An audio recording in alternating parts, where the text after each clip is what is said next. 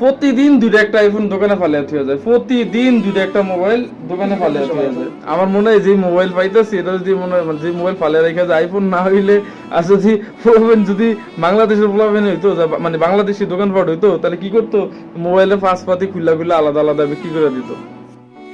আসসালামু আলাইকুম। মানে আমরা এমন একটা জায়গায় আছি ভাই, মানে মহিলা ফাংশন, আর মহিলারা মানে খালি ভুল্লা যায়। কি ভুল্লা যায় একটু দেখাই। আইফোনের মতো মোবাইল, বাংলাদেশের পোলাপের শখ, মানে আইফোন চালাইবো। আমারটাও কিন্তু আইফোন না, আমারটা হলো এই রেডমি মোবাইল এমআই।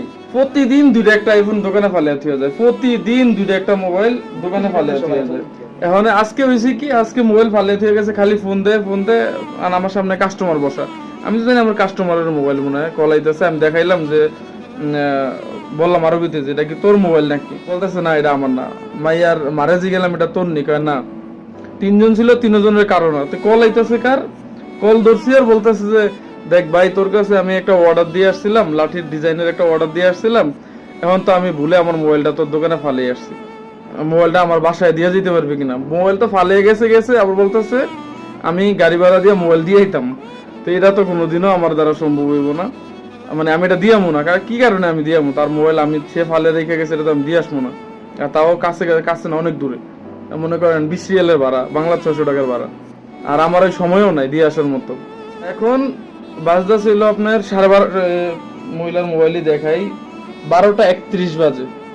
মানে উনি বলতেছে আরো আধা ঘন্টা লাগবে আসতে। রাত্রে 12:31 বাজে, সে এখনো মোবাইল নিতে আসে না। সে একটু পর কল দিতেছে, দোকান বন্ধ করবি কোন সময়, বলতেছে যে আমি 12:30 বন্ধ করবো।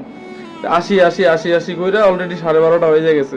আমার মনে 1টা বাজে ফেলবো। তখন কি করা উচিত বলেন, কি করবো বলেন। আমার মনে হয় যে মোবাইল পাইতেছি এটা যদি মনে হয় যে মোবাইল ফালে রেখে যায়, আইফোন না হইলে আর যদি প্রবলেম যদি বাংলাদেশের প্রবলেম হইতো, মানে বাংলাদেশি দোকানপাট হইতো, তাহলে কি করতো, মোবাইলের পাঁচ পাতি খুল্লা খুল্লা আলাদা আলাদা বিক্রি করে দিত। আমরা তো মানে যতটুকু সম্ভব সৎ থাকার চেষ্টা করি, সৎ, মানে কারো এক পয়সা হারামি করে খাওয়ার মতো ইচ্ছা নাই, আলহামদুলিল্লাহ।